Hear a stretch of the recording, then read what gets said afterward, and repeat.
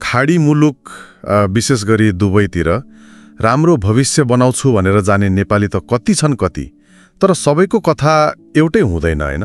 हो, कथा फरक भए पनि भोगाईमा धेरै समानता भेटिन्छ। आज हामीसँग कामदारका कथा भन्ने स्रोतबाट रमेशजीको दुबई अनुभवको एउटा व्यक्तिगत कथा छ। हो, र आज हामी यही कथालाई अलि गहिरिएर हेर्ने कोसिस गर्दैछौँ।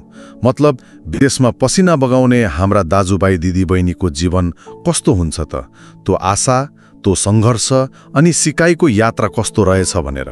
यो कथाले खाली सपना र यथार्थ बीचको दूरी मात्र देखाउँदैन, त्यो दूरी कम गर्न गरिने सङ्घर्ष र अपनाइने बाटाहरू पनि देखाउँछ। रमेशजी सन् 2016मा दुबई पुग्नु भएको रहेछ।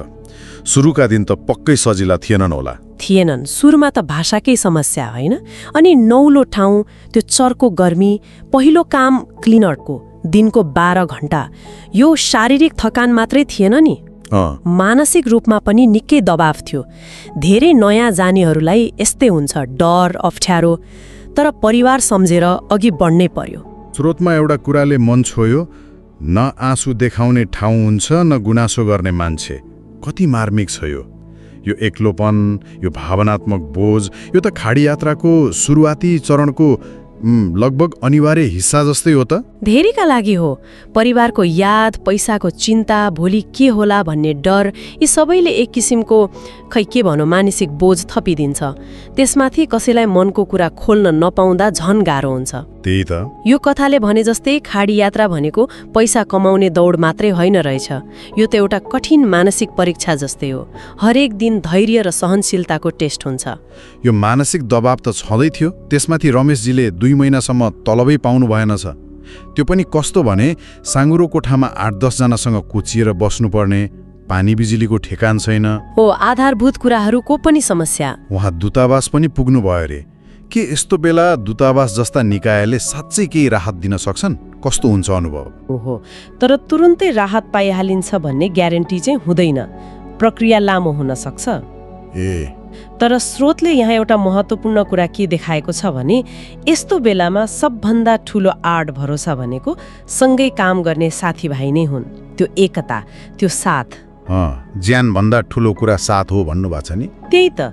त्यो आपसी सहयोगले कम्तीमा भावनात्मक राहत दिन्छ। तर अब तलब नपाउने जस्तो समस्याको स्थायी समाधान त साथीभाइको साथले मात्रै दिँदैन नि, होइन? प्रणालीगत समस्या त छँदैछ। पक्कै पनि। तर यति धेरै कठिनाइका बीच पनि रमेशजीले हिम्मत हार्नु भएन छ। अवसर खोज्नुभयो, अगाडि बढ्नुभयो, अङ्ग्रेजी भाषा सिक्नुभयो, बचत गर्न थाल्नुभयो। हो, निरन्तरताले काम गर्यो। अनि 5 वर्षपछि त ड्राइभिङ लाइसेन्स लिएर ड्राइभर नै बन्नुभएछ। तलब पनि बढ्यो। यो परिवर्तन कसरी सम्भव भयो होला त्यस्तो गाह्रो अवस्थामा? यहाँ सानो सानो प्रयासको शक्ति देखिन्छ के। अङ्ग्रेजी सिक्नु, अलिअलि भए पनि बचत गर्नु सुन्दा सामान्य लाग्ला, तर त्यस्तो दबावमा यिनै ठूलो परिवर्तनका आधार बने। हो त नि। भाषा सिकेपछि अलि राम्रो अवसर पाइयो होला। बचतले अलिकति आर्थिक सुरक्षा दियो, आत्मविश्वास बढायो, अनि बल्ल ड्राइभिङ जस्तो सिप सिक्ने आँट आयो। यो खालि पैसाको प्रगति मात्र थिएन, आफ्नो भाग्य आफै बदल्न सकिन्छ भन्ने विश्वास फर्किनु पनि थियो। अनि त्यो प्रगतिको फल पनि देखियो नि। श्रीमतीका लागि सुन किन्न सक्नु, छोराछोरीलाई पढाउन सक्नु। उहाँले भन्नुभएको छ, पसिना बेचेर सपना किन्नु। यसले त त्यो पुरै यात्राको सार बताउँछ। बिल्कुल। यो व्यक्तिगत सफलता मात्रै होइन, यो त हजारौं नेपालीको आशाको प्रतिबिम्ब पनि हो। यसले के देखाउँछ भने खाडीमा सङ्घर्ष त छ, तर प्रगति पनि सम्भव छ। तर त्यो आफै हुँदैन। के चाहिने रहेछ त? लगनशीलता चाहियो, सही समयमा सही सिप सिक्ने सोच चाहियो, अनि अलिकति भाग्यले पनि साथ दिनुपर्छ होला। यो परिश्रम र थोरै दूरदर्शिताको फल हो भन्नुपर्छ। आफ्नो अनुभवबाट रमेशजीले पछि जानेहरूलाई केही सल्लाह पनि दिनुभएको छ, जस्तो काम र कम्पनी राम्रोसँग नबुझी हतार नगर्ने। एकदमै महत्त्वपूर्ण कुरा। सुरुका 6 महिना धैर्य गर्ने, बचत गर्ने बानी बसाल्ने, अनि त्यहाँको कानुन मान्ने। यी त निकै व्यावहारिक सल्लाह भयो नि। हो, र यी सबै उहाँकै भोगाइसँग जोडिएका छन्।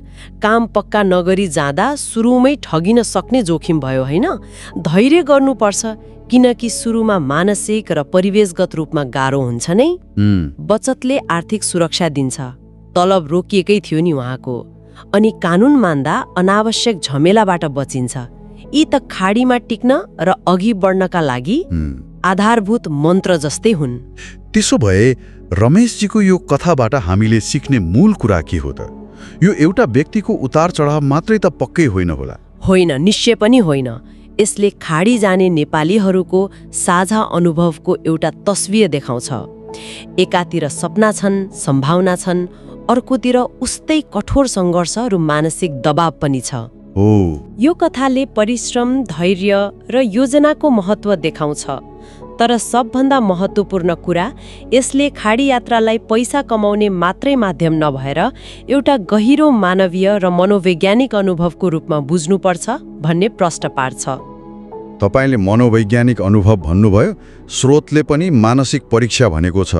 हो, यसले मलाई पनि सोच्न बाध्य बनायो, जुन कुरा स्रोतमा त्यति खुलेर आएको छैन। वर्षौंसम्म यस्तो कठिन अनुभव, यस्तो मानसिक दबाव झेलेर घर फर्किँदा ती व्यक्तिहरूको मनोविज्ञानमा कस्तो खालको दीर्घकालीन असर पर्दो होला? समाजमा फेरि घुलमिला हुन कति सजिलो वा गाह्रो हुन्छ होला?